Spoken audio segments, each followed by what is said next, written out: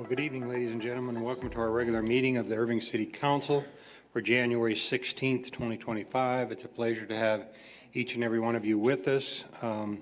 We'll start out with our organizational service announcement. Sinead, do we have anyone wishing to speak? Yes, we do, Mayor. Debbie Fleck, and I don't need to read the script because you know the rules.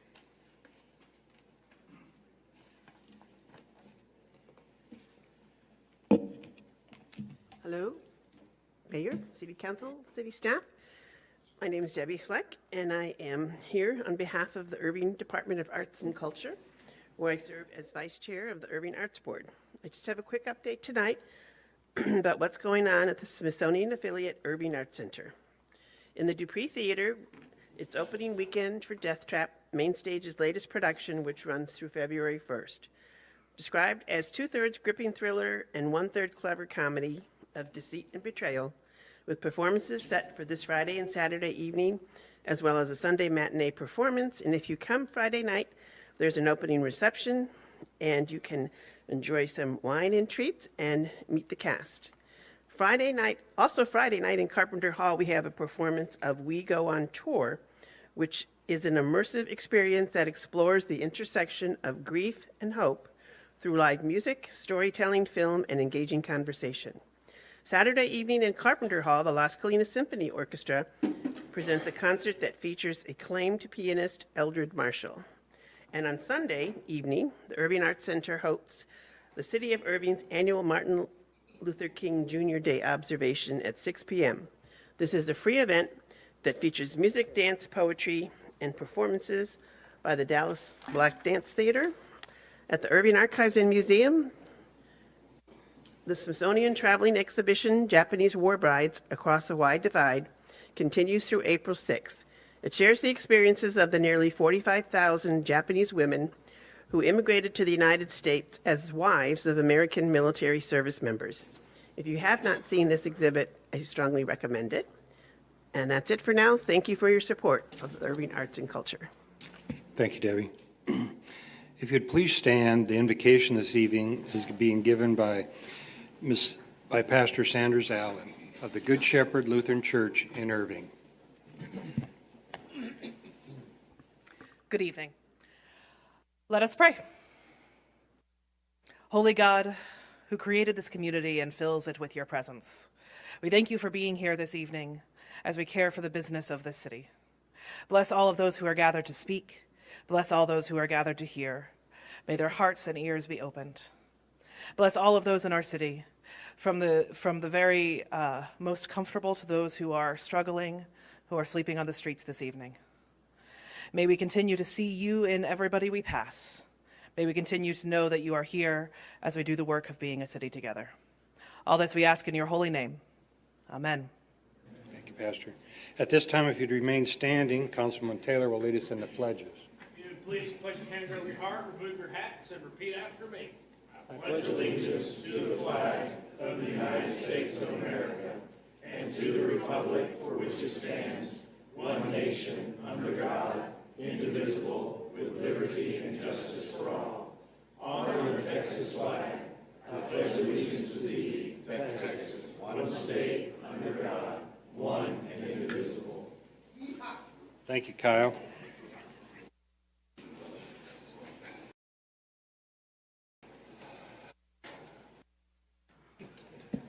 The next item on our agenda is public comments. Sinead, do we have residents who would like to speak to us this evening? Yes, Mayor, we do. We have a couple.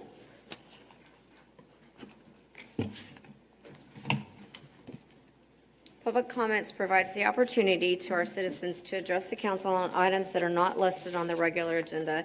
The council will listen, but they will not respond, as they are restricted from deliberation by the Texas Open Meeting Act. While the mayor and council may not respond, you're welcome to contact them directly. Their phone numbers and emails are listed on the website, and a meeting can be requested. If your comments require a response, the follow-up will be handled by the communications team. Each speaker will be limited to 3 minutes. I will let you know when 1 minute is left. Please state your name and address prior to your comments. A professional presentation is requested. Any handouts you wish to provide to the council members should be given to the police officers on either side of the chamber. Please do not approach the dais. Our first speaker is Afram Mohammed, followed by Emma West.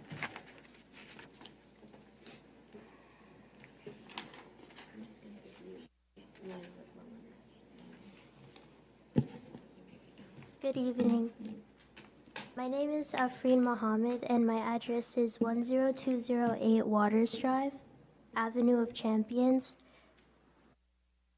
I am a 10th grade student at North Hills Preparatory, and I have lived in Irving for 11 years.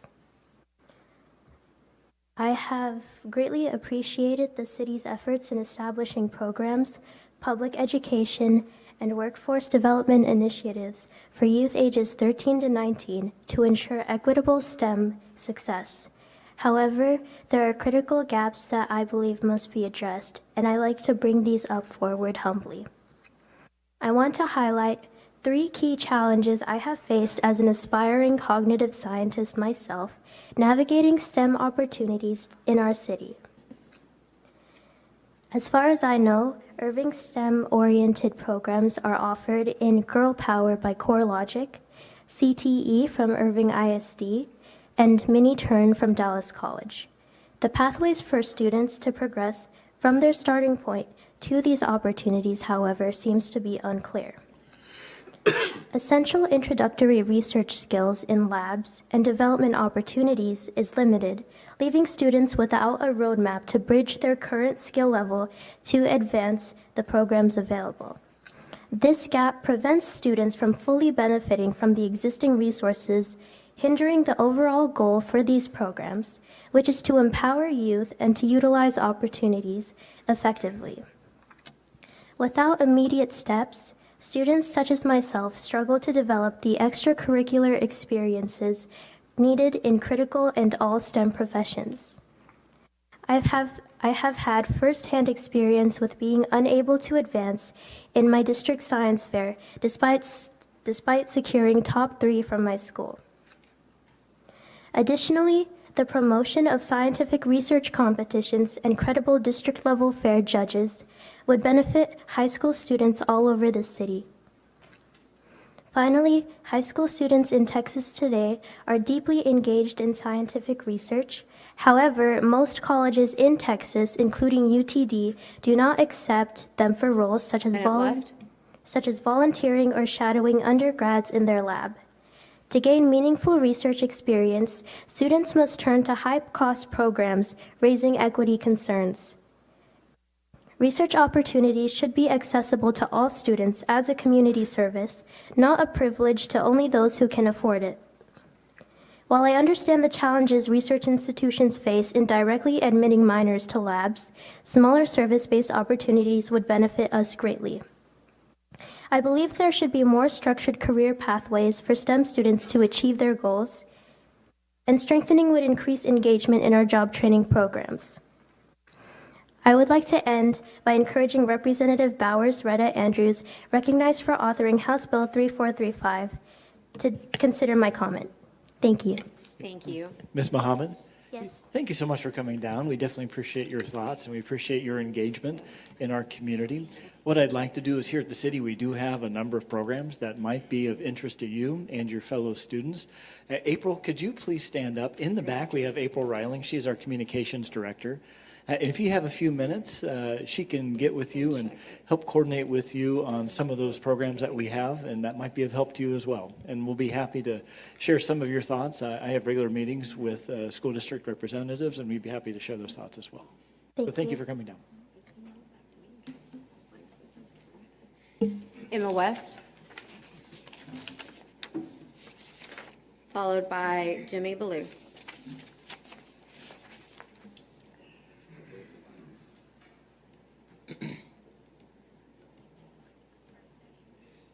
Smart young lady.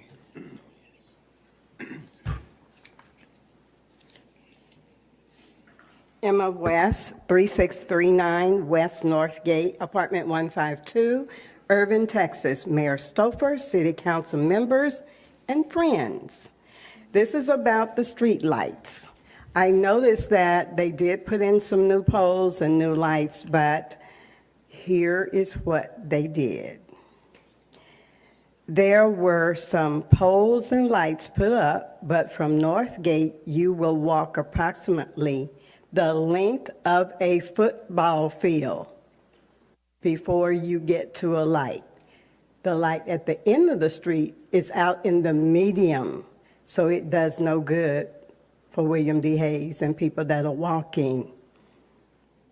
There is a light in the medium, of course, but it doesn't help us.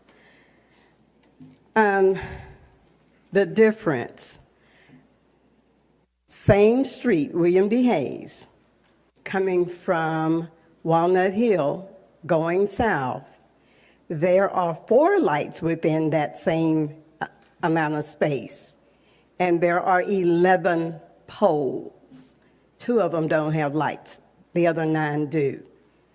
There are only 4 poles coming from Northgate going south, between Northgate and Country Club.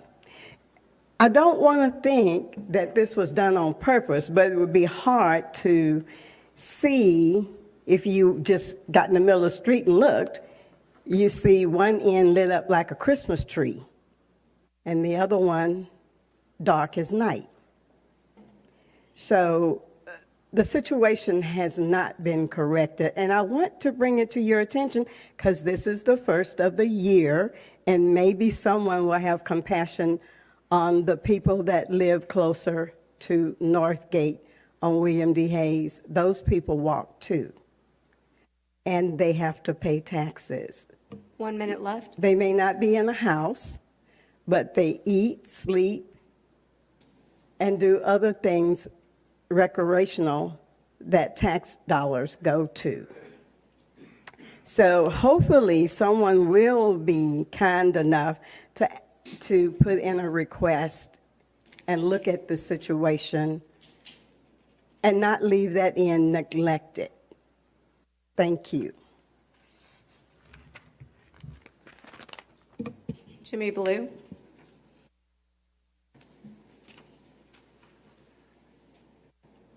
Hi, my name is Jimmy Ballou, and I live at 1821 Bolden in Irving, 75060.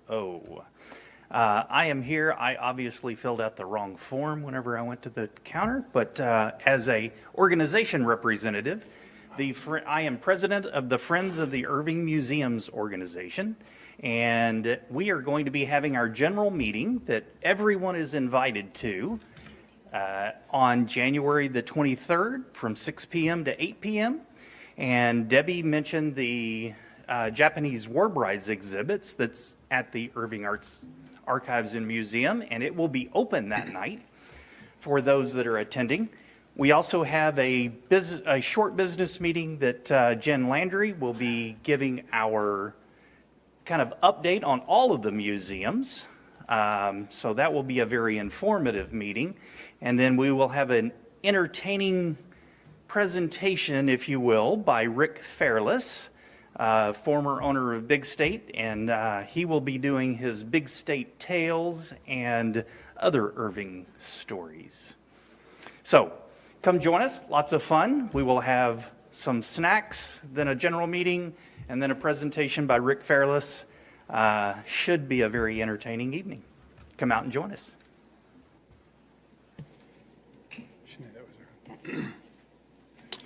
Okay, that brings us to our consent agenda, which is items 2 through 22. We've been asked to pull item number 18. If someone from the audience wishes to speak on it, is there any other items to be pulled? If not, I'd entertain a motion on the consent agenda, minus item number 18. Motion for approval. We have a motion and a second. Would you please vote?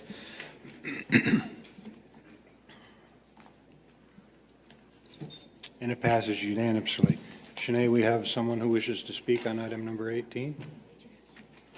Yes, sir. Yes, sir. Roy Giddings.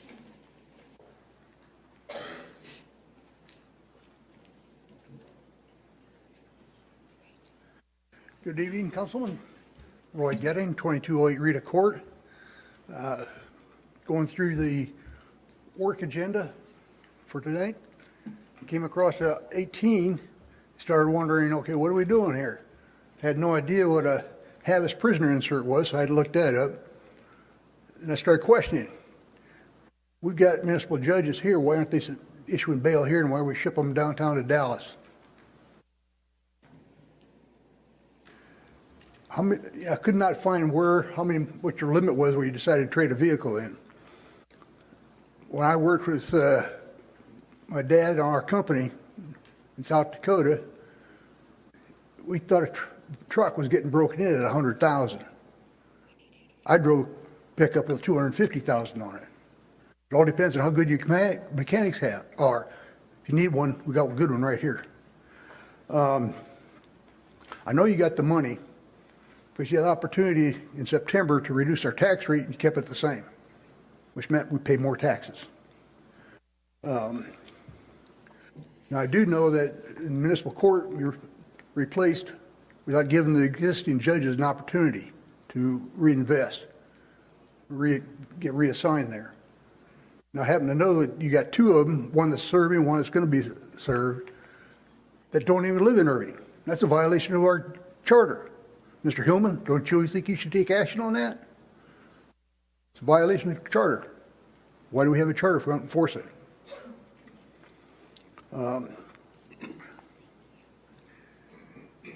What I'm actually looking for also, since I'm here, it'd be nice to find an Elon Musk locally. We got a lot of cleaning up to do. Thank you. I would just say that both Judge Hubner and Judge Acuna do live in the city of Irving, and they both lived here when they signed their contracts. So that's a misinformation on your part, because that, to your point, is a requirement of the charter. They both did live in the city. In fact, one has lived here most of his life. Okay. I'd entertain a motion on item number 18. Move for approval of item number 18. We have a motion and a second. Would you please vote?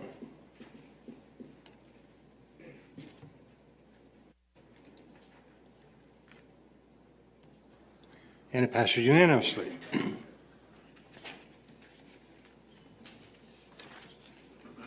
Brings us to our zoning cases and companion items. At this time, if anyone that wishes to speak for or against one of our zoning cases, if you would please stand and be sworn in by our City Secretary, Shanae Jennings. Please stand and raise your right hand.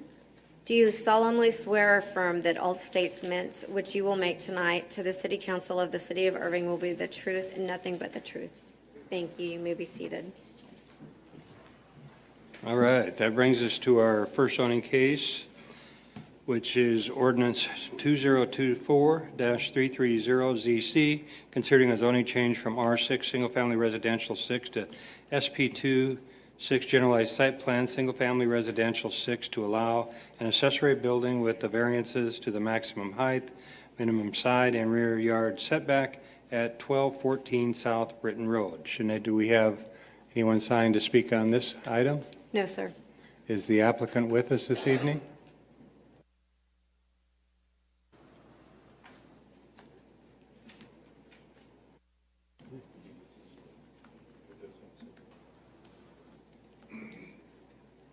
If the applicant is here, could you please come forward?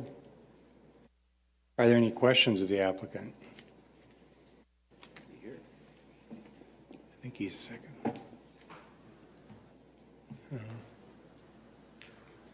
Seeing no one wishing to speak and not the applicant not wishing to speak, I would entertain a motion. Rick? Go ahead. Sir, is this your case? I thought it was 24. 24. I don't think. No, you're 23. The address is 1214 South Britton. Okay, yeah. Yeah.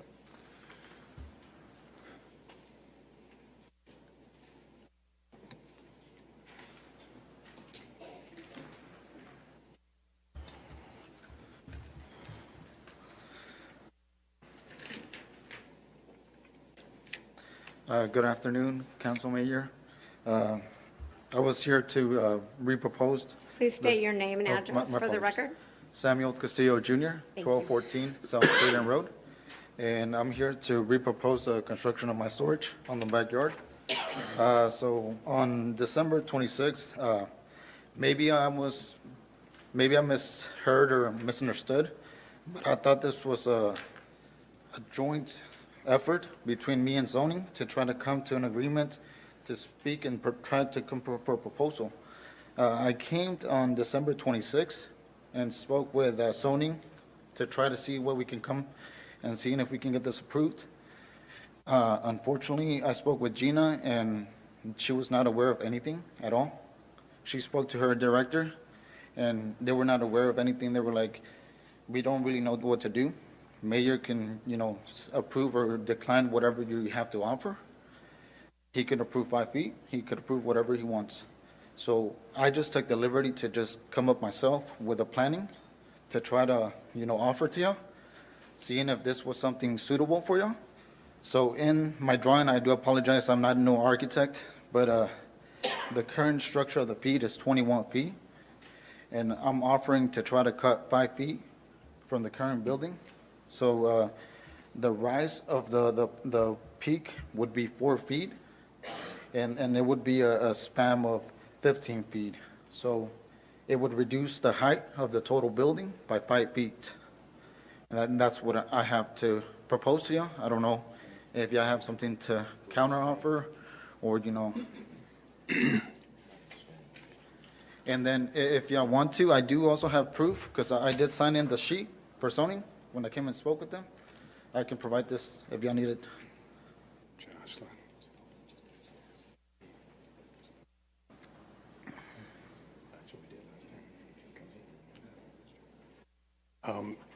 I'm almost inclined to have somebody from staff look at this to see what it really, because. So I think, so looking at this and then hearing you talk about it, so we're looking at, you could bring the peak of the roof down 5 feet. Yes, sir. So that would be, rather than a 21-foot height building, that would be a 16-foot height building. That is correct. Which is a 6-foot variance on the height. And then, well, he would change the pitch of the roof. I think that's what's. It's just a Is picture. that feasible? Yeah, it would just, I mean, you would have to take the roof off and redo Right. the It's just gonna- rafters and. it's just going to joists. take me a little longer just because I have to request for a loan. I kind of got denied right now already. So I just need time to clear my credit. And as soon as I get the loan, I'll fix it. That's all I Okay. need. It's time. So then, taking 5 feet off the height, that also impacts what the setbacks are on the side and rear yard. So it would be now 11 feet on both is the setback, which makes it a 4.5 foot variance on the rear setback and a 6 foot 8 inch variance on the, someone can check my math, but. That's what I was going to say, that's why if we had staff look at it. Yeah, can we? We can, Where's Yeah, Jocelyn? Jocelyn, if you want to come down, please. we could, And we can maybe go to the other cases, have Jocelyn or staff sit and review. I got a question for you. So you're going to completely take the whole roof off completely, Completely. so that all you're going to have is your top plates No, no. of the building? So the peak is going to come down 5 feet. So it's going to stay, instead of being a slope of almost 9 feet, it's going to be just a slope of 4. So I'm reducing 5 feet from the peak. I'm just bringing the peak down. Right, but my question is, when you bring the peak down, that's a gable roof. Yes. Are you going to bring it down and then flatten it out across the top, or are you going to take the whole thing off? The whole and thing, take I'm it? going to take the whole thing, and then Okay. I'm going to do a new gable. Okay, so you're going to take it down to the top plates? Yes, So sir. that if you look at it, there's no roof at all on there. Then you're going to reframe it so that you got a 5 foot That- pitch. that is Okay, correct. that's what I was wanting to make sure that I understood. Okay. we could just adjourn this one and move on to the next one, and you can go to the back and visit with Jocelyn, and we'll see if we can come up with some numbers, and we'll call you back later when. Yes, sir. That's When fine. you have the time to, Okay. all right?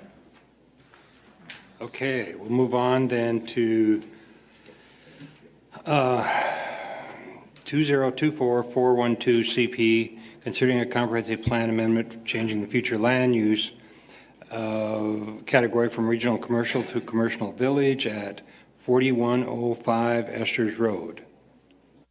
Shanae, do we have anyone signed up on this item? Is the applicant with No, us? sir.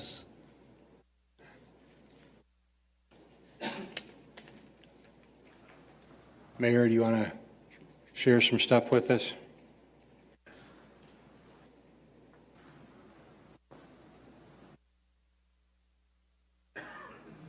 Is my presentation from the P&Z meeting loaded?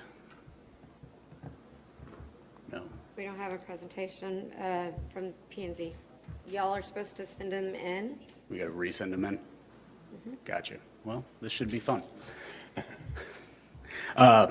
Robert Dye, 13218 B Street, Dallas, Texas, 75234. Mayor, council, city manager, city staff, thank y'all for having me here. Thankfully, I did email y'all all late last week and this week the package that I was going to present. And so with that, we originally came in April and received a denial from P&Z. And at that time, we decided that it would be in our best interest to table it, go back to staff, figure out where we could probably make this situation work. And so with that, what we did is our original design, which I did share, was 2 buildings, 575 units, had about 15,000 square feet of retail on the ground floor. They were 2 podium structures, which 2 levels of garage, 5 levels apartment above that, kind of built into the hill because this site does have some pretty aggressive grades if you go from Esters down to the service road. So we were trying to make that work with the design. But given the sentiment that that was too dense and we needed more retail, wanted it to look more traditional, more of that community village approach. What we decided to do was reduce that aesthetic back down to something more traditional, something that kind of blends in with the neighborhood. We reduced the unit count from 575 to 406. Which is a 30% reduction in the overall number of units in the area. We also increased our retail from 15,000 square feet to a little over 20,000 square feet, which is a 33% increase in the retail on that site. And what we did is we did a wrap structure instead of 2 podiums. So we had a garage in the middle that is fully encompassed by the building so that it was hidden. And what we tried to do to blend it in the neighborhood of Long Esters, we did a 3-story front along that street there.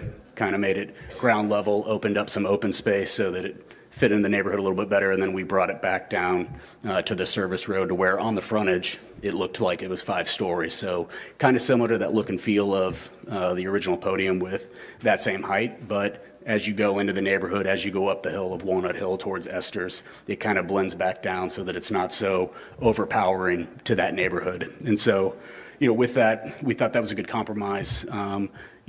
We've talked to a lot of retail individuals, and we thought that 20,000 square feet was kind of the upper end of where we wanted to be. When you look at Jerry Jones's development down at 161 and 114, they got about 40,000 square feet of retail. It's about half leased.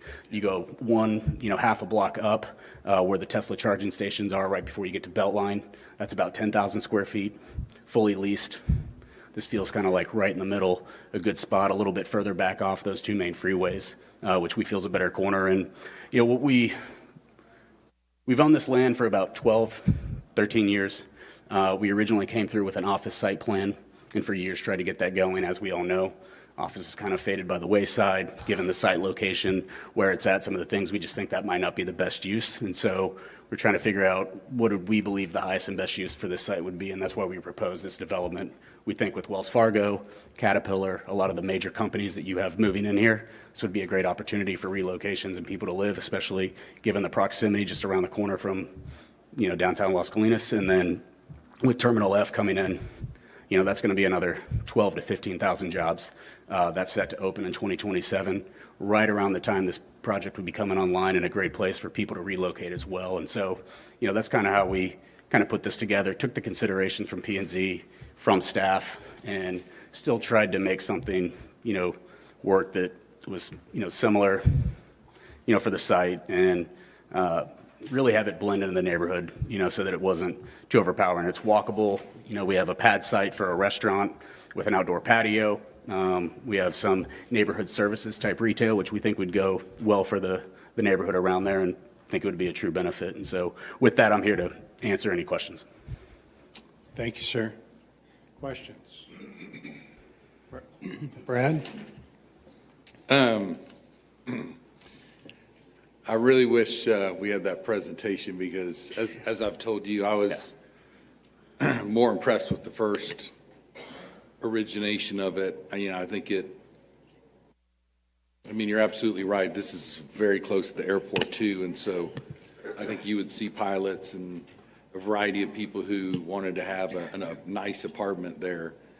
I don't like the look as much of the lower level style apartments, and I think one of the challenges you identified is, so if you're at 20,000 square feet of retail now, but if it's half empty, like down at the Blue Star property, it doesn't do much good. And so I know, are you still willing, if this doesn't pass, to let's talk about what might be possible at this site, because it's not suitable for single family at all, I don't think. And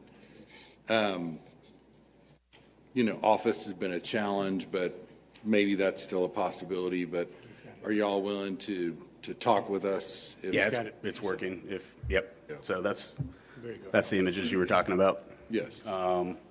So that was the original design, 2 podium buildings there. As you can kind of see, it's stacked on top. We wanted we figured with the parking garages, we could build that into the site, kind of hide it a little bit, have a center drive aisle, really separate the space, give a natural point of ingress and egress, especially with our access points off the service road that really keeps that traffic out of the neighborhood and circulating through the property very well. And we tried to do that same intent with the revised site plan, which you can kind of see here. I'll just go real quick. This is kind of where the retail would be. To the right of the screen is that standalone, 7,000 square feet of restaurant area. And then on the other side would be your inline, kind of tucked under retail that would be more of your neighborhood services. Your 3 levels on this corner, and as you go down, your 3, 4, 5 here. You can see 5 right there on the service road. 161 is just, right off the page. This comes around to the backside where you're at 4 stories, and then going up the hill. This is Esther's, and we felt with this 3 stories, it feels like more like townhome, kind of into the neighborhood, gives it that feel. We put a big, nice courtyard out there that just makes it feel a little bit more welcoming, kind of like a park in that setting for people driving in and out of the neighborhood there. And that's kind of what we were looking at. And so, some of the amenities, it's still going to be Class A, very nice. These are pictures and representations from a project we just finished earlier last year in Grand Prairie. So this is kind of that same aesthetic that we're going to label in here. And you can kind of see the other images. It's a little more modern. So, if the aesthetic's something we need to talk about, we can easily upgrade the facade and do something from an elevation standpoint. Or, if we want to talk about going back to the original one, we're open to that. What we're looking for is, we would love some direction, given that the office didn't work for a long time. And like you said, don't think it's hospitality. Too much retail is probably going to be a challenge. Single family, just based on the slope, the lots, everything else, it's just not going to be a great fit. And, we want to do something here, and just looking for that kind of guidance, or does one of these options kind of work? And, And there was a concern from one of the neighbors, I think on the east side, about noise. Do you have a way to address that with this structure?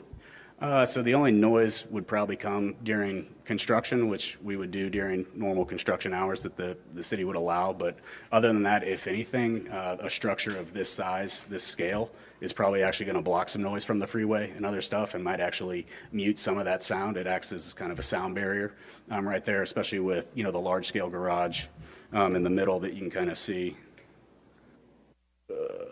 here. It's a big structure. You're still getting that five stories on the service road that gives you that same kind of height and appeal and aesthetic from the freeway. But, like I said, we tapered it down just so that we could, not be overpowering the neighborhood and being too tall there.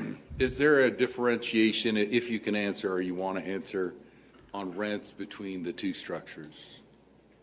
Yes. You're probably 25, 30 cents higher on the podium than you are on this. I mean, you're still getting north of $2 on this product. It's, you know, it's still Class A, but the podium would be more Class A plus. Very good, thank you. You're welcome. Hal? Thank you, the mayor. I do agree with you, Brad, on your original comment, but this is one that I have to take into account what the Planning and Zoning Commission voted for denial, especially since you were before them in April 1st of last year, and to make the changes. So I obviously agree with what they did for denial. Questions, comments of the applicant?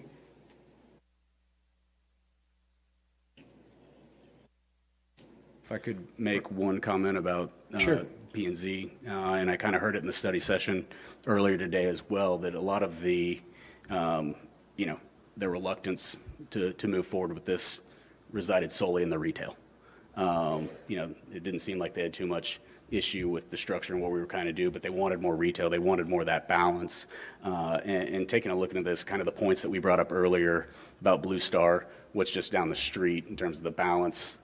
If you were to remove the garage structure from kind of the calculations, that number actually moves up a little bit more from 3.8% into the mid fives. And so, you know, we kind of get a little penalized for that structure, but, you know, so it's not as small as it seems.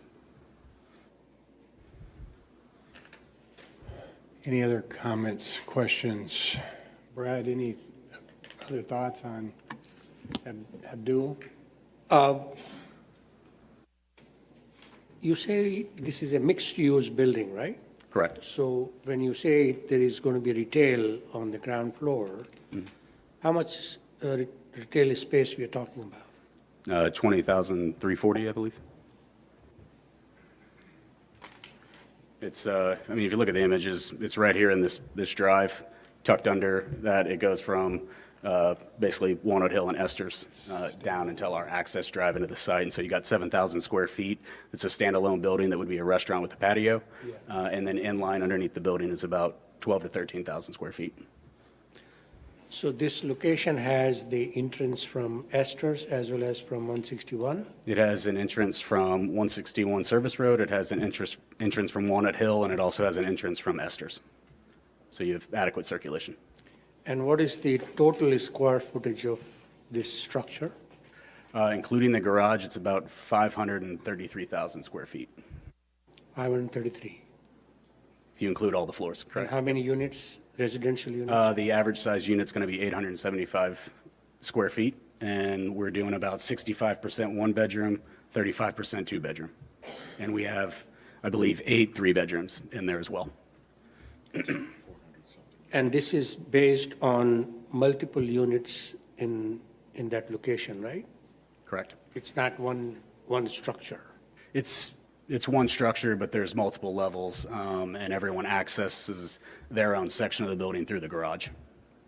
And then we have adequate parking in the front for all the retail, and we are going to have that designated solely for retail. If you are a resident, you're either going to park on the south side of the building behind it, kind of closer to the apartment complex behind us, or inside of the garage.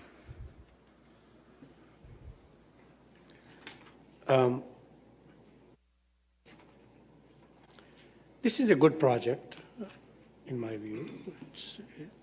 It brings some activity in that area. There is huge parcels surrounding this area are just vacant, owned by DFW. I think this would be a good addition in that area. So I would like to propose the motion to approve. Second. So I have a motion and a second. Brad, you have some comments? Well, I was just going to say, I know you guys have been looking at this and trying to do something, and, I mean, maybe you take your shot and it passes or not, but I hope we can continue the conversation, if it doesn't, on what it might look like, maybe something similar to the original, or you know, something of that nature, understanding Councilman Zapata said that they did not approve it previously, but, so that's just my comments. So Mike, Go ahead. yes, so I agree with Councilman Lavorgis and Councilman Zapata that the original presentation, I think, is a better product. And you talked about it being a Class A plus and higher value. And so I think I would prefer that too. And so if this were to get denied, then like Councilman Lavorgis was saying, I hope you'd come back with the other. Could we just post, well, that's a good idea. Well, yeah, that's what I was- Well, there's a motion. Well, so, Motion for approval. I didn't say it, but I'm like Brett. I like that first rendering better, but I can support this one. But I think we may ought to look at, see if we can postpone this and then bring back that first rendering. I think you may get a better reception. The good news is we have that one locked and loaded. We've already brought it, so we can just fire that back up. Would it be exactly the way it was when you presented to P&Z with the 500 rooms or whatever it was? It was 575. 575 rooms. It'd be exactly. I mean, because that, the way we've designed this and the way we've looked at it is purely based on economics. Building that structure costs a little bit more, so we need to add the units to get the extra rent for it to make sense, especially keeping the rent somewhat within, we think, the market range right there as well, where this, to be less dense, we kind of came back with this because that also works, so.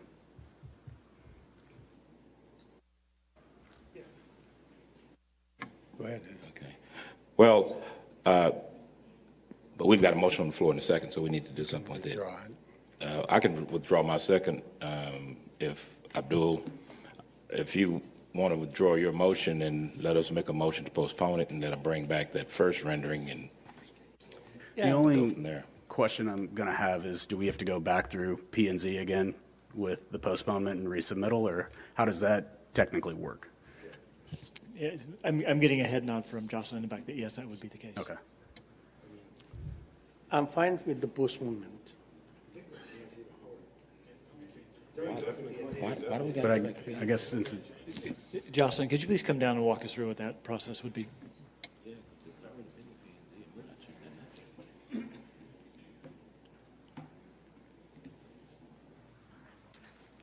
My exercise tonight. So because if we go to the 5-story or whatever we end up with, that is more intense than what was noticed and what P&Z made a recommendation on. So we would need some time to maybe do a indefinite postponement. Essentially, we'll just start over back at P&Z and then bring it back to council.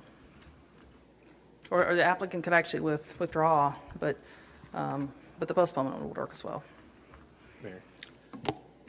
Go ahead, John. Jocelyn, is the case from last year still active, or was that one withdrawn? It was postponed, converted into this case. Oh, this is and the same noticed case. accordingly. Yes. Gotcha. Yeah. Okay. Yeah. Well, the CP case actually. So I don't know if you're talking about the zoning or the CP. The CP is new because the P&Z had recommended denial, and so they did a new one in order to try to get a new recommendation with the lower density that they were proposing now. But the zoning case is old. Okay. Everybody got it, discussed everything? Abdul. So is it okay for postpone? Yeah, we just would try to come back as quickly as possible. I put a motion to postpone then. Second. Okay. So, Mayor? Yes. No, we're good. This is going to be an indefinite postponement, and so just because we had a motion and we had a second, we do have agreement from both, because it was Councilman Kabir and Councilman Webb to basically pull that down, and we're going to enter a new motion? Yes. Okay, just want to make sure that's in the record. Thank you. All right. Please vote.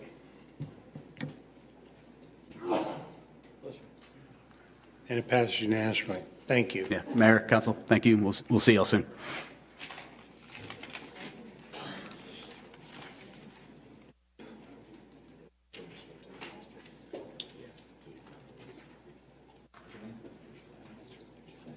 Yes. Are you okay with that? Yeah.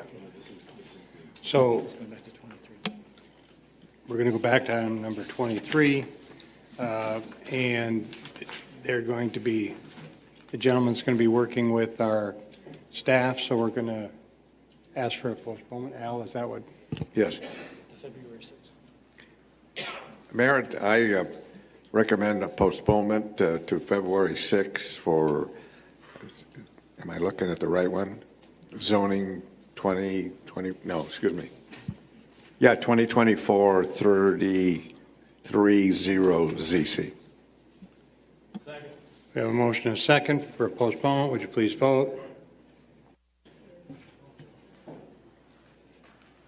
And it passes unanimously. We'll see you with this, make sure and get with the staff, and we'll get everything ready to go for you in February. Thank you. All right.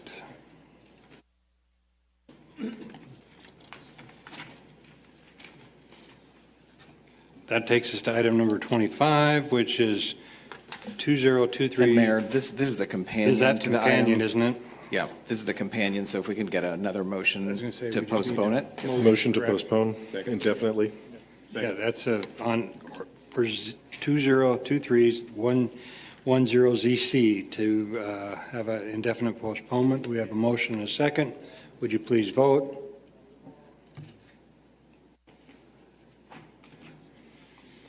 And it passes unanimously.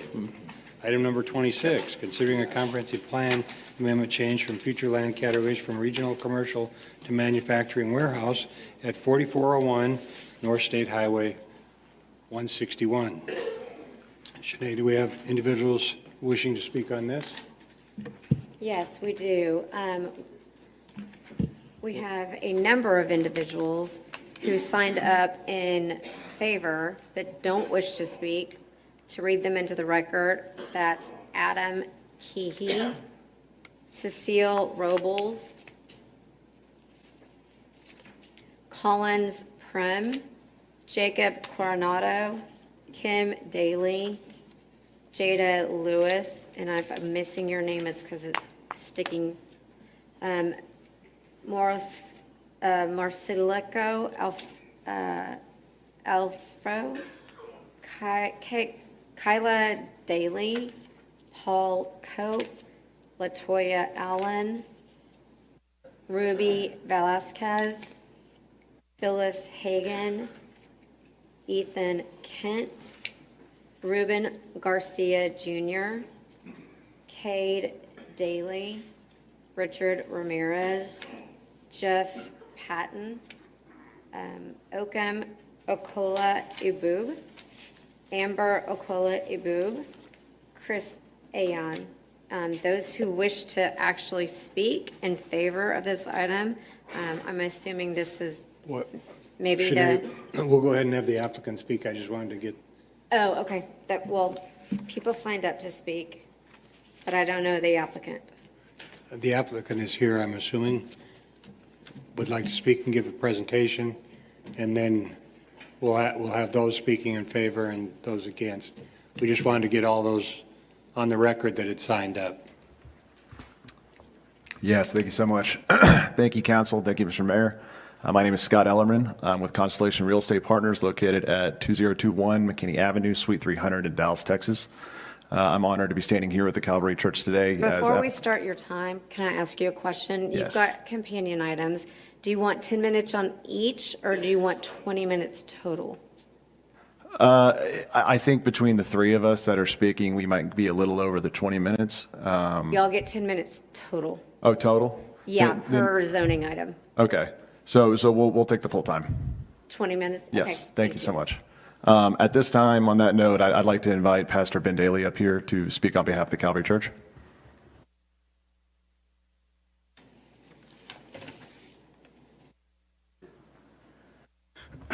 Good evening, Ben Daly. Good evening.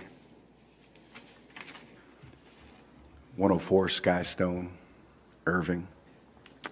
It's a privilege to have this opportunity to share with you tonight again. My name is Ben Daly.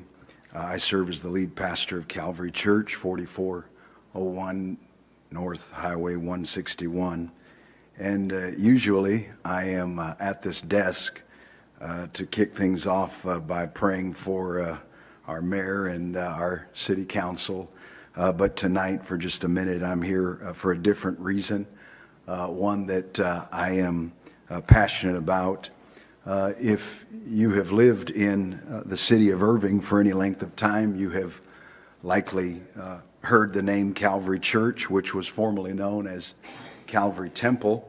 And Calvary has been a steadfast presence in this community since its founding 66 years ago in 1959, when a small group of people led by Pastor Bill Farrell planted the church with a vision for faith and service. And then, as many of you know, in 1972, Pastor Jadon George took on the role of senior pastor, and over the next 45 years, he shepherded the church's growth, leading the congregation from Grauweiler Road to Highway 183, and then eventually to our current location there at 161. Calvary Church has been a cornerstone of Irving and its surrounding communities, as I said, for over 6 decades, impacting countless lives through its vibrant weekly ministries for all ages, and I would say its powerful outreach initiatives, whether it's providing holiday meals, partnering with our own city, Irving Cares, supporting local schools with backpacks and schools, shoes and clothing and supplies. Calvary has consistently sought to serve our city. And we've built lasting partnerships with our city's first responders and emergency departments, supporting them with resources and assistance. And then through Loving Our City, a ministry of Calvary Church, we've helped neighborhoods monthly with cleaning projects and clothing and food distribution, and even donating vehicles to families in need. And these efforts have been our way of giving back to the city that we love and we're so glad to be a part of. And just on a personal note, my family and I have been a part of Calvary Church for 31 years while attending college. At 19 years old, my wife and I joined as interns and have been honored to serve this incredible community in various capacities ever since.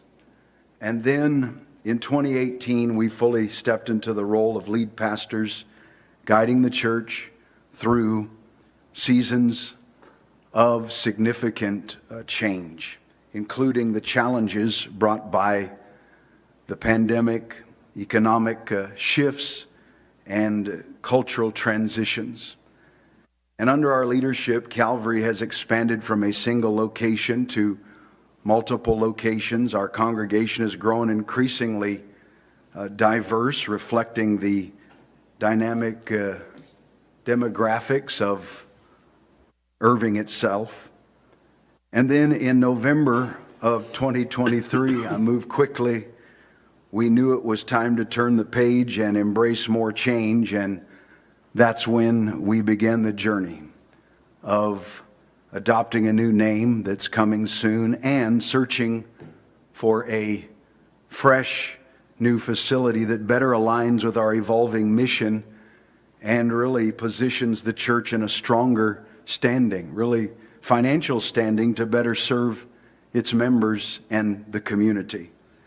And while our current building has served us well, it no longer meets the needs of our congregation, or I would say the innovative ways that we approach ministry in today's world. And so to ensure this transition is successful, we partnered with Michael Carter, a highly regarded commercial real estate broker, the president of Go Commercial. And Michael has been instrumental in really helping us navigate this difficult time and the complexities of selling our current property, securing a new location. And I want to say, securing a location within Irving. That really has been our desire. When the question was asked where, staying in Irving has been, to this point, a priority for us. It's really our home. It's central location in the Metroplex, and vibrant diversity makes it the perfect home for our church family. And after careful consideration, we accepted an offer from Constellation, who's here tonight. And I just want to say that their team has been incredibly accommodating to us, ensuring that we can continue operating as a church throughout this transition, the time that it takes. And so I'm here tonight, and we kindly seek your approval for the rezoning request for Constellation, as it is a pivotal step in Calvary's journey, this church's journey to move forward. Our current timeline, including the closing of our new building here in Irving, already under contract, it actually hinges on tonight's decision. And I would say that delaying this process would present significant challenges, financial challenges for this church, and we are eager to ensure a bright future for this church that has been here for so long in this community. You know, over the years, we have worked diligently to serve and support our city. And now, I humbly ask for your partnership and assistance to now help us to take this next critical step. Calvary Church's story is deeply intertwined with Irving's history, and we look forward to continuing to serve this city for generations to come. And I want to thank you for your time and for allowing us to share this new chapter for us. And at this time, I'll turn it over to Michael Carter. Thank you so much. Thank you. Hello, I'm Michael Carter, president of Go Commercial. I live at 3258 Hartley Field Road in Denton. Pastor Ben, as you can see, is a very hard speaker to follow, and certainly from a fashion standpoint, too. I have fallen in love with my client. They are a total reflection of the city of Irving. I can say that from the heart, not from the business standpoint. They reflect your diversity. Their superpowers also include love, and their board and their pastor works as a team better than any client I've ever represented in my career, which is now almost 40 years long. Just to give you a little background about Go right quick, because I don't want to take up any of Scott's time. I'm a specialist. I'm a generalist. I work retail, all asset classes, industrial. I change the use of properties when it's needed in my client's best interest. I've represented companies like CVS. I've worked nationally. I've built Target-anchored shopping centers, Safeway, Kroger, around the Metroplex, around the country. And I've done a lot of work with the federal government to include the FBI, the IRS, and the Social Security Services of America. What I want to just briefly go over is more the business aspects as Calvary's representative, so you all can understand. Because there's always, when you go through P&Z, as you know, and council, there's some misconceptions. You don't always have a lot of time to answer everybody's questions, but we absolutely will do that tonight. My client, the Calvary Church, who's faithfully served the Irving community since 1959, we need your help and approval, like Pastor said, to relocate their congregation and save major operating and ownership costs, as many churches around the country have been so financially impacted by COVID-19, with a 51% drop in tithing, all denominations across the country. There's other reasons for that. Additionally, physical worship attendance in the mega church format, which we're over 100,000 feet currently at the corner of 161 and Walnut Hill, doesn't work as much anymore. There's security concerns. You see that all the time on the news.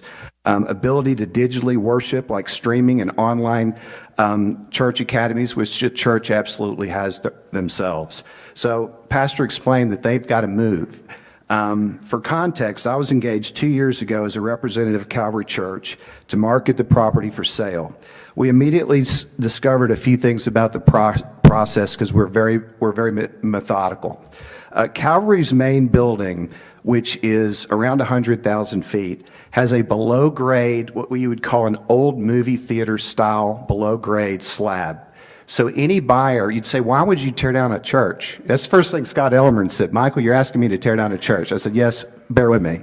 Because by filling that in, you have to do structural steel. There's a lot of things from an engineering standpoint that don't make it a good second generation use for almost any operator.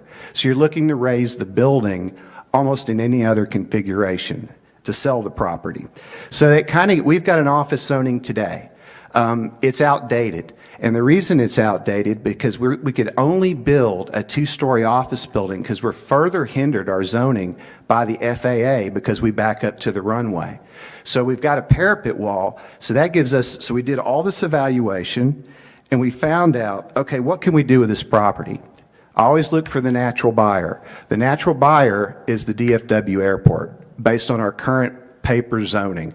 We don't want to do that. We discussed it with the board. It would be a long-term land bank and not beneficial to the city of Irving, which my client is a steward of, and you just heard how seriously he takes that, okay? So retail, you can look on an aerial. I'm a retail specialist. It's not a retail location in really any today's format. Everybody knows that 2-story office buildings are not in favor right now for new construction. So we looked at it. Data center, industrial, it falls within both of your current zoning codes. So we're asking for a rezone, and I think the misconception is we're asking for 2 different types of properties.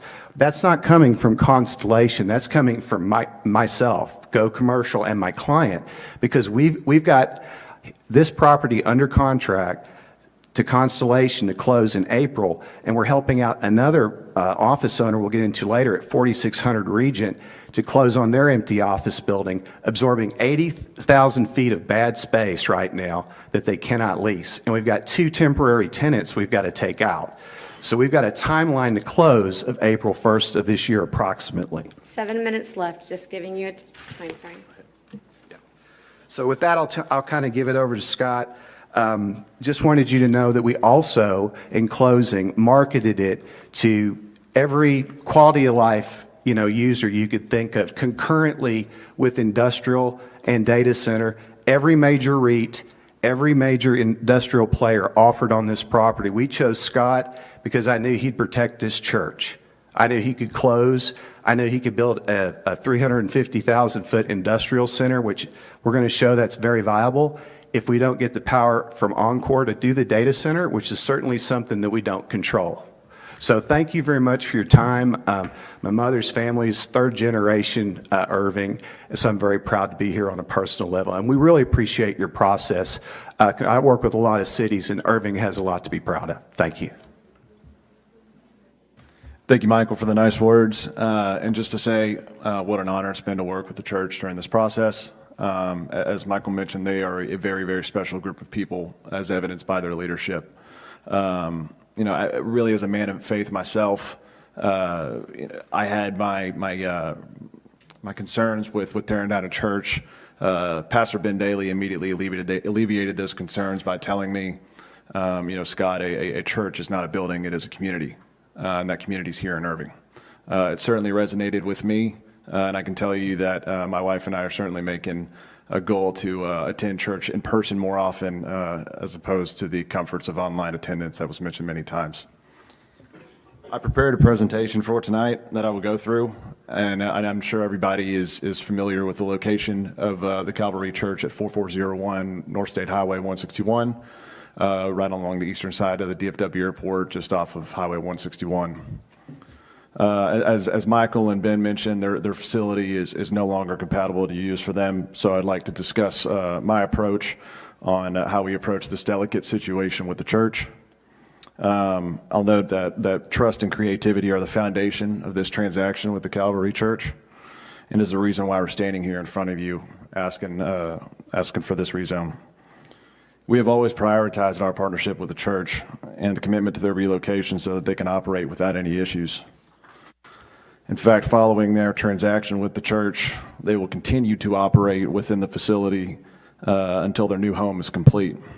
The moment that the church relocates and is completely moved out of the facility and done is when we would intend to start construction on our property, which is expected to occur in the first half of 2026. I'd like to identify the strong qualities of this site that led to our approach, which is certainly a unique approach, by starting with what we believe to be are very significant logistical qualities, like direct highway access off of 161, close proximity to the DFW airport, which is less than a 5-minute drive to the southern runway, and also centrally located to the DFW Metroplex, providing access to over 6.5 million people within an hour drive. All of which make this a site for a very, very attractive industrial development. But when it comes to design, we believe it is critical to design our projects to fit very well within the communities, and it is emphasized in every single project that we are involved in. We know that corporate users prefer high image, highway access, and visibility with very limited truck interaction into the surrounding neighborhood. We intend to design our building to be aesthetically pleasing that will attract a corporate user similar to the caliber of corporate users within this area here, to create jobs within the community and to add to the tax base. In addition to the many fantastic logistical qualities that this site possesses, it also possesses several very attractive data center qualities. Just like like a strong fiber network that exists here, an established data center presence within the city of Irving, with with many high-profile end users that populate these facilities. Most notably, that was released in news outlets in the past month. And most notably, direct access to transmission lines along the western and northern boundaries of the site, all of which are extremely critical to procuring a data center facility with abundant power use. We have been working with several consultants in pursuit of data center opportunities, most notably Encore. In fact, we had a call with Encore this past Tuesday, which was one of many calls that we've had with regards to this property. Even they made an effort to note the strengths of this site, most notably the direct access to a transmission line. It does not require any cross easements across other people's properties or the development of overhead transmission lines because they are already in place. The only thing that would be required would be a substation on site to service a future facility. What representatives of Encore emphasized is the time commitment it takes to confirm the viability of power and the feasibility of power. And it's not only up to Encore, it's up to ERCOT as well. We've been working on this since this was brought to our attention this summer with Michael Carter and the Calvary Church. And I can guarantee you, I know for a fact, because this is not our first data center project to work on, that it takes a lot of time to get these confirmations from Encore. Time that unfortunately we do not have due to the critical nature and timing of this transaction. 1 minute left. Thank you. Michael informed the church of the attractive qualities their site possesses when he marketed this.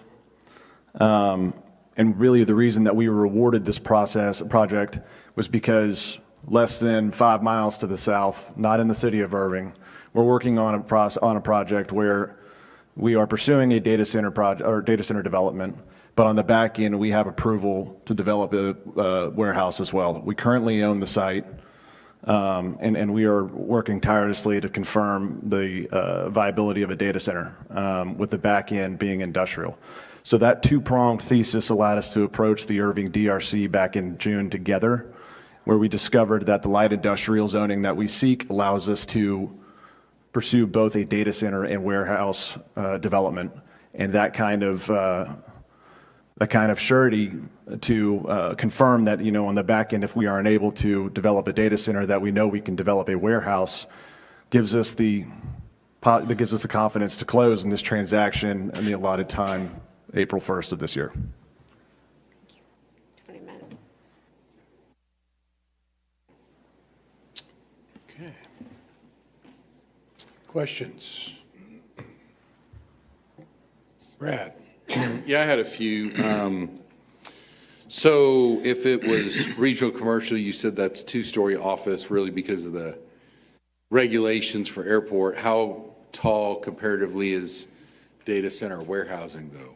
It would be about the same height as a warehouse, which the maximum restriction's about 75 feet, which is more than enough.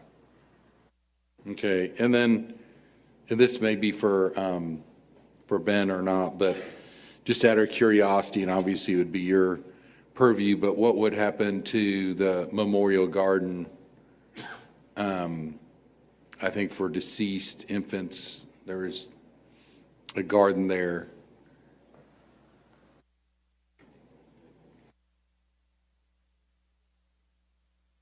Yes, wonderful garden, and that is run by a ministry that we would have to work with on where they would want to put that.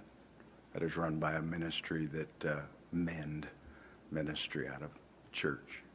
Yeah, and I've been to some of those events. They're pretty meaningful, I think, for those families. Absolutely, and so absolutely. kind of an understatement, but to really take care, to relocate that, whatever happens. That's right.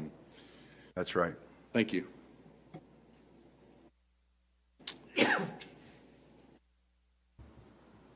Other questions, comments, thoughts? Mr. Mayor, may I make one more comment? Sure. I just want to add that Michael and I had the privilege of having many meetings with the Baptist Temple, our neighbor to the north. Not only are they a fantastic community of people, it was such a privilege learning more about their culture. And when, in our final meeting where they advocated their support for our project, which I believe Paresh Patel communicated to the council and you, Mr. Mayor, we were invited to meet their senior Swami who was in town, who was visiting that weekend from Irving. What an incredible experience that was, showing pictures where he actually blessed Michael and myself, which we're still wearing our bracelets. Yeah. He not only blessed us, he blessed our partnership, he blessed our goal, and he actually blessed the birth of my firstborn son coming up in April. An extremely profound experience for the both of us. And again, this is a very unique partnership and a unique transaction, and these are the many benefits of our partnership with the church. Brad. I don't know if you listened to work session on kind of some of the concerns, but would you like to address some of those as well? Because my concern is we kind of like to know what we're getting, as I regard warehouse and data centers, two different things. And we've really got some informed decisions to make, in my opinion, at least on data centers. But kind of what is your plan or what is your intention? And then understanding you're critical on timing, but do you feel like you're going to get more approvals where you could commit to one or the other? Because our zoning, understanding you have to apply for that category, but kind of just trying to see what the intention is or what the ask is. We have every intention to develop a data center. I think it is beneficial for our parties involved, especially the church. I think it's beneficial for the city, and it's something that we would be happy to take on. And I certainly think that it is fitting in the current environment we're in with AI and the acceleration of cloud storage and cloud computing. That said, a lot of those decisions and approvals are way beyond our control. And as you know, you can't really open a news outlet right now without reading about a new data center going up somewhere across the country. I know that ERCOT and Encore are backdated with several inquiries of people looking to build data centers, not only within the city of Irving, but across the state of Texas. Unfortunately, this backlog has created a delay of approvals, a delay of communication. And we are working as hard as we can to accelerate those approvals so that we can give you a better vindication of what we intend to develop. I will say, we communicated this to the church, but we do have every intention of a data center. However, there is a chance that this approval extends far beyond, levels of comfort where we could fall back on an industrial warehouse as the back-end development and give, and give them the surety that we are comfortable purchasing the land in April. And I hope that answers your question. I know there's a lot of ambiguity regarding, our intentions to develop the site. No, it does answer it. I appreciate your honesty of kind of, here's the primary and here's the fallback. And my concern, I guess, is the fallback. Now, is the property to Regent? How is that related to this one? I didn't quite understand that. I can let Michael or Pastor Ben speak further to that, but what the nature of this transaction, the Regent property is where the church will ultimately relocate their operations. That's what I thought, so, thank you. I think we have one more speaker. We Al, do, did you have a unless I missed comment of him. this speaker? I'll wait till he's finished. Okay. Unless I missed it, Joe Velasquez? Mayor, I had. Oh, I'm sorry. This is our finest speaker. Just, we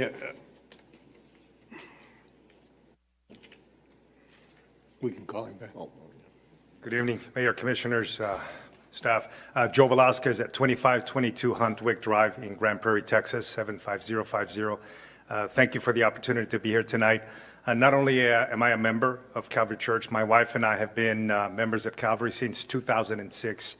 I also serve as a board member on a second term, by the way, and my wife is on staff. I don't think, I would like to just reinstate one more time that you've heard Calvary Church. Yes, we are a congregation, but we're more than that. And in fact, we're more than a community, as you have heard tonight. We truly are a family. And I think you've seen that, if I may speak for the group tonight, you can see a great member of the families, and there are hundreds more that are behind us. And as you've heard tonight, our mission is to continue to touch the lives of people through ministry. Just last night, we held 3 classes to give you a quick glimpse of, just the practicality of how we touch the lives of people here in Irving and throughout. We had 3 classes, one teaching financial literacy, teaching families how to become self-sufficient regarding finances, how to care for their money, and how to become self-sufficient and how to grow wealth. We also taught a class on mental health. There's no need for me to emphasize or talk more about that. We all know the need for families of all income, of all spectrums, to understand the seriousness of mental health, and we offer that. We actually offer that as a ministry called Calvary Cares. And then lastly, actually my wife and I, who was here tonight, we taught a couples class, the languages of love. And so we believe that, maintaining a family and teaching families how to act, how to behave, and how to understand one another is critically important. And so I'm here tonight to speak on behalf of the case that you're hearing. And I certainly hope that you'll consider passing the zoning application that's before you.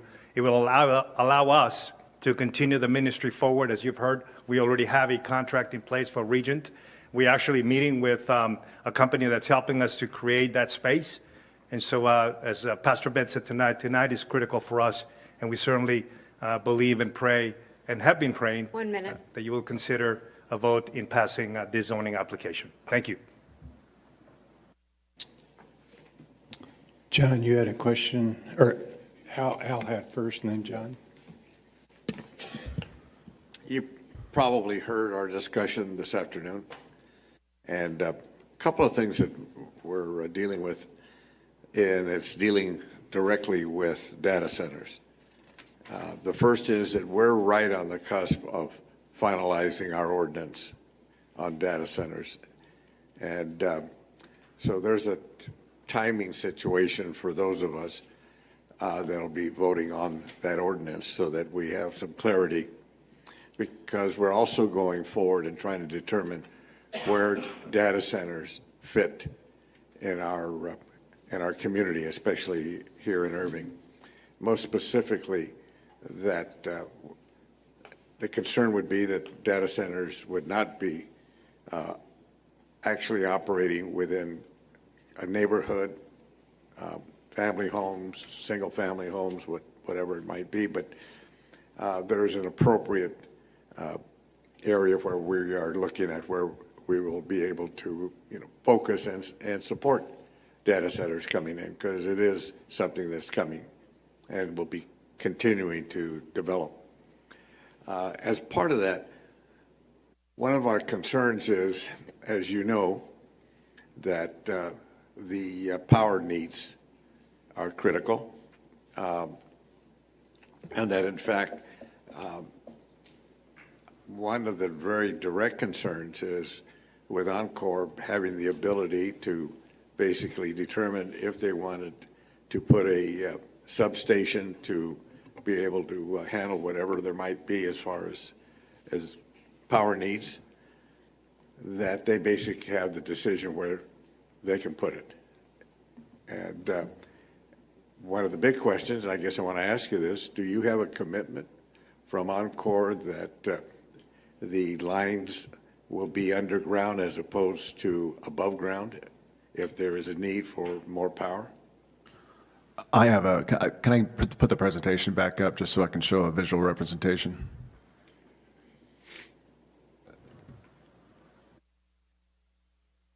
I'm sorry, this isn't as zoomed in as I'd like to be, but to answer your question, let's see if I could point it out using the mouse. Directly west in this area here, that's actually where the transmission lines that run on the west and north side of our property are buried because of the path or the flight path of the runway. So what we could actually do is pull transmission directly from that buried area into our substation, which would be directly adjacent across the Calvary Road. And so, like I said, there wouldn't be any overhead transmission line except to feed directly into the substation adjacent on our site. That's not what I asked you, though. Do you have a commitment from Encore, should there be a need for a adjacent substation, that it would be underground like the one you just pointed out? We don't have a commitment from Encore. We have a commitment from them saying that we would need a substation on site in order to power. What we could do is we could communicate with Encore on how to direct the transmission lines from where it ultimately is buried into our site, and if that can be done underneath Calvary Road into our substation. Thank you. I do want to say this to all of the parishioners that are here, that Pastor George is a very dear friend for many years with many of us here on the council, and so we miss him, and we do appreciate him, have a lot of respect for Calvary. And so I want you to know that, and coming from me, but I can tell you the rest of us feel the same way. So we wish you, I guess if I was a Navy guy, I'm an Army guy, smooth sailings, okay? But our concern now for us as a city council is to try to be sure that we're dealing with the full needs of the city, and specifically with this new industry that's coming in and growing, and we are welcoming it, and that is data centers, because that is the future. But we are also dealing with having to deal with an actual ordinance that will be able to guide you as well as anybody else that is coming to us on data centers. So at this point, I'm at a point where I really have to support what the P&Z have voted and brought to us. I always don't do it with P&Z, and some of the members are here, but this one, because of what I just said to you, I'm going to be supporting what they also came forward on their vote. Thank you. John. Thank you, Mayor. I'll be quick. So you mentioned you have another data center project that you're working to get off the ground in Grand Prairie, just 5 miles south. How many data center projects have you started, completed, worked on, et cetera? Constellation is a 3-year-old company. I've been there for just under 2 years. The Grand Prairie project is on my first data center project. This would ultimately be my second. In my career, I've worked on several pursuits. In fact, purchased a facility to try to convert into a data center up in Plano, which was ultimately sold off, and as well as several build-to-suit pursuits. But ultimately, from a ground up, this would be my second. The Calvary Church with the Grand Prairie being my first. Is it the second for Constellation? This would be the first and second for Constellation here in DFW. That said, there are several members of our team beyond myself that have a lot of data center experience, either on construction management or on the deal procurement side. And so will you guys be operating these data centers? I think there are a variety of routes that we could take, whether it's partnering with an operator, whether it's ultimately leasing it to an end user, or just selling it outright to an end user who wishes to operate their own facility. I think that this investment provides a lot of flexibility with how we could capitalize on it, and just want to make sure we're doing the best path for not only everybody involved. You were talking about the redundancy of power. So the first source of power is the substation to the west, and that's going to be connected underground, as you said. And if you need a second power station, that's going to be on site. Yes, substation on site, that's correct. And Encore committed to that? Yes, that was actually, upon a preliminary power request, was the first thing that they brought up, was if you have room for a substation on site, it would drastically help with redundancy of power. And then where on the site would you have that power station? I actually have an exhibit of our site plan that I could show you. And so this is subject to change. However, our preliminary concept plan does have the substation on the northwest corner. Okay. And just to add, with regards to the intent of this design, was to keep the equipment, was to keep the substation away from the freeway towards the DFW airport property and transmission lines as well, and away from the Baptist Temple. I appreciate that, and I think that's one of our big concerns, of course, is whether Encore might come in and try to put a power station somewhere where that might be might adversely affect the city. But another issue here with the 161 corridor is this is a very prominent location, and so we've had creep of industrial over on 161. Here to the north, there's BAPS Temple, and to your credit, you reached out to them, and they're in agreement with it or not going to oppose it. To the north is residential, to the south is office, and then to the south of that is residential. So this would be a continuation of that creep, and it would not be in line with what we would want to do to make the corridor premier. And so for that reason, I don't support the case. Dennis. Yeah, I feel like I've been to church tonight. I'll just start by saying I will support the case, but I do want to tell a little story, if y'all would just indulge me for a second. You know, for those of y'all don't know, I'm a pastor myself. I pastor church, but when the gentleman mentioned about, tearing down the facility, tearing down the church building, it took my mind back to December 28, 2017, when my church sanctuary burned down, and I was out laughing and joking with the firemen, while the church building was burning down, and my deacon came up to me and asked me, how can you be laughing and joking and the church is burning down? And I looked at him and I said, that's not the church, that's a building.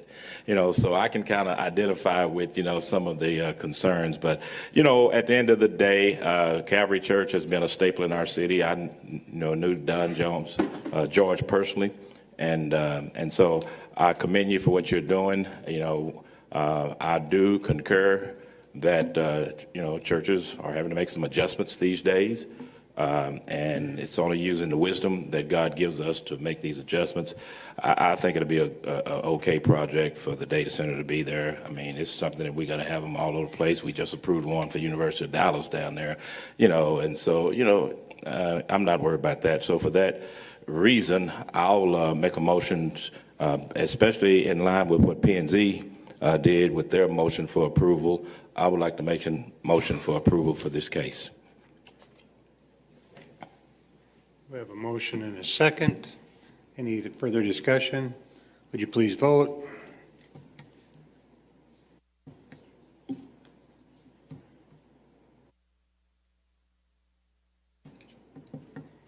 think we got to clear the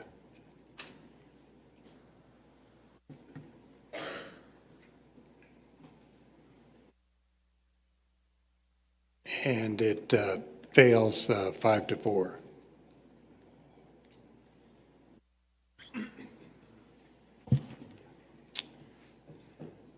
Okay. We'll move on to the, do we need KO on the companion? No, Mayor. That vote renders the companion moot, so you can move to the next item. The moot point. And that takes us to item number 28, which is 2024410 CUP, considering a conditional use permit to allow semi-automatic car wash in the CC Community Commercial District, 7520 North MacArthur Boulevard. Is the applicant with us?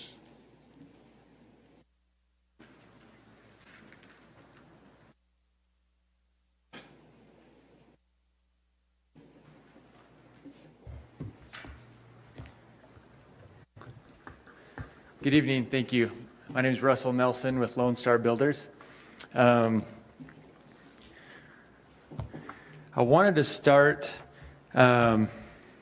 staff obviously is recommending approval, but P&Z is recommending denial. So I just wanted to jump right into it and talk about some of the concerns. There actually wasn't a lot of discussion at the P&Z meeting, but I did want to touch on a few of those things as well as what came up in the work session today. So hopefully I can bring up some good points to hopefully get some consideration for approval. This site, thanks for bringing up the site plan. That brings up the first. Actually, let me just talk about traffic, because I know that was, it sounds like that was the main topic of concern today in the work session. That actually wasn't discussed much at the P&Z meeting, so I'll touch on a few of those later if we need to. But as far as traffic goes, I think this is important. We've actually done a lot of these. Quick-Quack has about 300 of these car washes. We've designed and engineered a lot of these sites, a lot of them in Texas. So a couple things I wanted to point out on this. If you'll notice here, can you see my cursor on there? You see that one? Okay. Yes. So this is the main ingress and egress. So our customers will come in and immediately wrap around to the south. They'll turn right and come into the stacking lanes. So we've had some traffic studies done, and what we've seen with these traffic studies is during our peak hours, which is in PM, which is usually when people are coming home from work, we usually see max might be 6 to 10 queuing capacity needed, which you can see here that we actually have, and the edges cut off the table of contents, but we actually have 24 queuing stalls here, so we have a lot more than we need, and that's just to the gate. So this is the pay station here. Then we can actually fit another maybe 5 cars to the tunnel opening. And one thing we've recently started doing, and actually since that traffic study was done, just in the last year or so, right here behind so these are the gates that you'll pull up to come to the car wash. Right here we actually have license plate readers. So most of our customers are membership based. You just pay a monthly fee and it's unlimited car washes. So for those members, you can pull up and the gates will just open up and you're just admitted into the car wash. You don't have to wait for an attendant to come over and take your order, which is nice. It helps move traffic through really, really well. This here is an escape lane. That's not used very much. That's if somebody left something in the back of their truck or a bike rack on or something like that. But when you come around to the tunnel, we can actually, and I think this is important, not all car washes are the same. I think there's a reason they call it Quick-Quack. We've actually measured the time it takes to go through several car washes. To go through one of our car washes is about 2 minutes and 19 seconds on average. And some of our competitors are, one we went and measured 3 minutes and 35 seconds. Another one was 4 minutes and 20 seconds. As you can see, ours are very fast without sacrificing quality. We take pride in the quality of a car wash, and we do it very quickly. We can actually have a car enter the car wash about every 30 seconds as well. So right now we're seeing, with our traffic study, our peak hours, we're seeing about 43 cars. We might have that crazy storm. It happens a couple times a year where it's mud falling out of the sky and we get a few more. But with these service times, we can actually service up to about 120 cars an hour.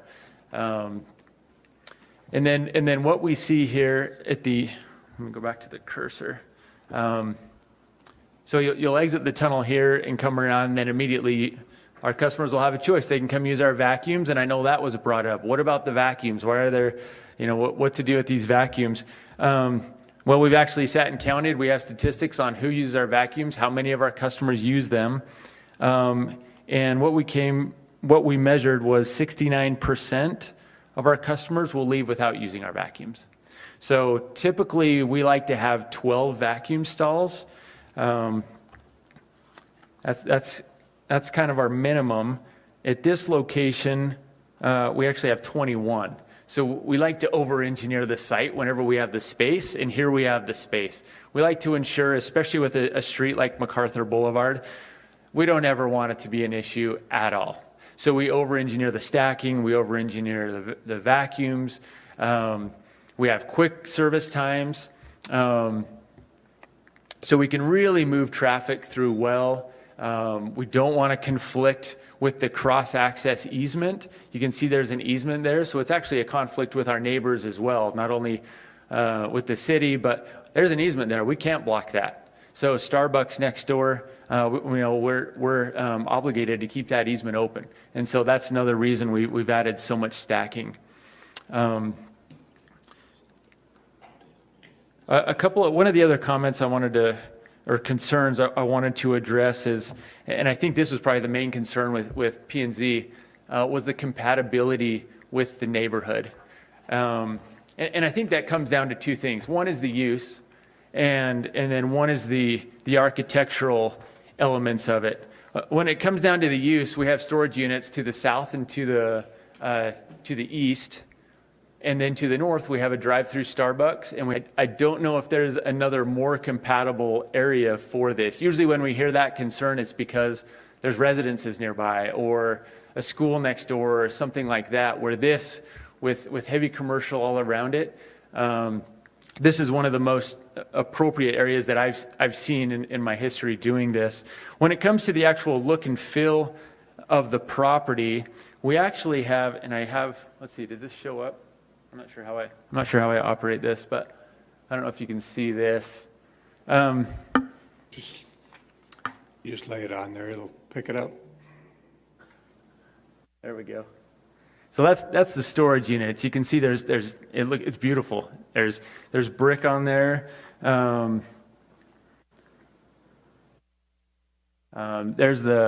This is just from street view, so this is some old imagery. But this is Starbucks, there's a Firestone. You can see these aren't your standard architectural features. These aren't your standard elevations for these businesses.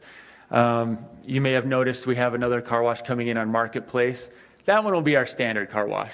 But this one, there's actually building site restriction agreements that are recorded on the property. That's kind of, you don't want to read that anyway, but I'll just read through a few of these. There's height restrictions, there's square footage restrictions, number of buildings, equipment on the rooftop screening, there's sign requirements, and probably most importantly, all building improvements shall be constructed of masonry exterior veneer walls, except for accents, columns, gables. It goes on. It actually goes down to the actual type of brick. The Denton Blend 149 modular Camino Real manufactured by Acme Brick Company or equal. It even talks about the mortar. There are very, very strict building requirements that run with the land in perpetuity. So this is not something when it sells, it goes away. This runs with the land. So these businesses, I'm guessing they're like us. We don't always do this because it's a great expense, but not only do we have to, but in an area we want to do that. We want to be a good neighbor. That's part of our business model. That's why we're successful. So our plan is to not look like our standard car wash, and ours will match that very well. It'll have the same kind of brick, the same kind of facade. So as far as 1 minute left. Okay, thanks. So as far as the compatibility, as far as look and feel, I think we will match that because of the building site restrictions that are recorded on the property. So I guess in closing, at the end of the day, we just want to clean cars. you get a good feeling when you clean your car. That's what we want to do. We've done our research. We know this area. I know a lot of times there's a complaint, there's too many car washes. I mean, I think the city attorney can probably contest that that's actually probably not a legal reason for denying the CUP. At least that's what we see when we get CUPs in other cities. But, you know, when there are a lot of car washes, us as the newcomer, we can't afford to be a mediocre car wash. We have to be excellent. And that also drives the other car washes to be excellent. And it's a win-win-win. So with that, I can see I'm getting getting the eye down there. So with that, I would ask for your consideration for approval of the CUP. If there are any conditions that you would like to add or any reason we're not meeting those conditions, please let us know. We're flexible. We've done a lot of these. We would love to work with you to come up with a solution. Thank you. Shanae, do we have any others signed up to speak?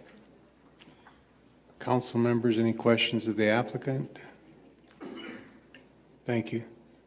Al? Not a question. Thank you for your comments, but you probably heard some of the discussion during our work session. And yes, traffic and egress and access is a question in our minds. But I look at the area, and the three of us drive that every single day. And so MacArthur is a very high-trafficked area. And so to make it really bluntly, is that it doesn't fit there. I go to your car wash up off of 635. You have a great product, but not there. And that's a retail commercial area, not a car wash. And so I wish you, great success. And I'm sure you're looking at other locations, but I will be not voting for this. And if there's no other comment, I'd like to make a motion. Any comments? Go ahead. Can I Mayor? make a comment? No, we're up here at this point. Mayor, at this time, I'd like to move for denial on 2024-410-CUP. Second. We have a motion and a second. Would you please vote?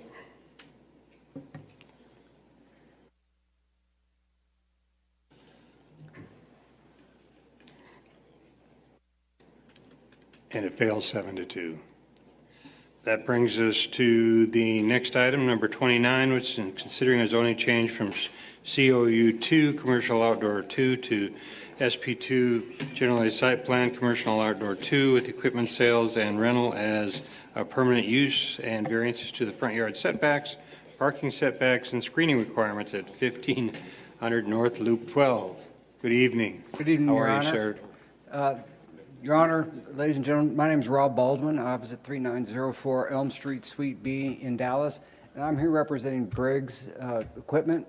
They would like to move their truck and rail facility from Dallas to Irving in this location on 1500 North Walton Walker. How do I make this work, Justin? I know it's been a long day for you, and Okay. Take your time. Oh, keyboard. There we go. So this is a site. Jocelyn did a great job at the briefing session today, and I'll tell you, Councilmember Block, I have heard your comment about the fence. I spoke to Jocelyn. Should this be approved, we will put a note on the fence, say it's decorative iron, more than 50% open on it. So this is a site, as Jocelyn says, it's an odd shape. When Loop 12 was widened, a lot of the property was taken. That's why our building is 2 to 3 feet off the property line. As said in the briefing session, we're asking for a variance for that, but should this building be removed or any new buildings come in, they will have to be set back at least 25 feet from the property line. Interesting thing is, truck sales are allowed here, and rentals allowed just to the south of us. We are not doing forklifts and those big lifts like Sunbelt does behind us. We're doing trucks and that trackmobile that you saw at Jocelyn's briefing. Everything's clean, everything's new. Briggs has been in business since the 1800s and have facilities all over the country. We think they would be a great addition to the city. Here's what the sign looks like today. We're going to keep the existing buildings, put that new decorative iron fence there. This shows how much land was taken. You can see where the property line used to be and where it is today. We think it's a great reuse of the building, and this is the trackmobile. So this is Briggs rail and truck facilities. Like I say, truck sales are allowed there, and truck rentals are allowed there, but not equipment. So I think it's a kind of a minor request. I hope you can support it. I'm here to answer any questions. I have my client from Briggs here who can also answer any questions you may have, and thank you very much for your time. Thank you. Any questions of the applicant? Hearing none, I'd return it to Brad, excuse me. Move for approval. Second. We have a motion and a second for approval. Would you please vote?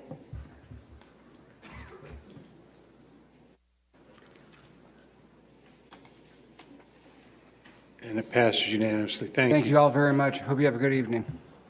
Okay, well, that brings us to item number 30, which is appointments to Flood Control District 1 and Irving Convention and Visitors Bureau Board. Kyle, have you got this, or Brad?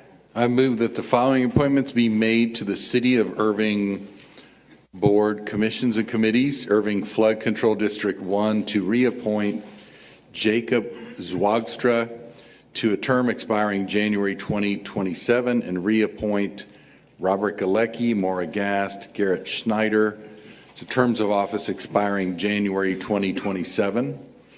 Irving Convention and Visitors Bureau to appoint Robert Bourgeois to a term expiring November 2026.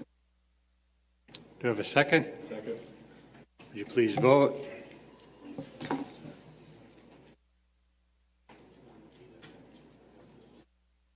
And it passes unanimously. And that brings us to our end of our agenda. We'll stand adjourned. Hey, Mayor. Yes.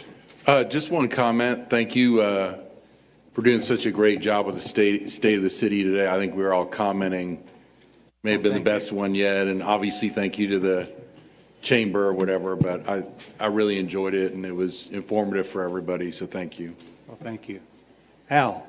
Mayor, again, kudos to a great presentation personally on your part, but just the whole staging there, that's the best one I've been part of saying. I would like to also mention to my colleagues in here and ask for your prayers. My sister's home was right in the middle of the main drag, I should say, coming out the mountains at Pacific Palisades. She lost everything.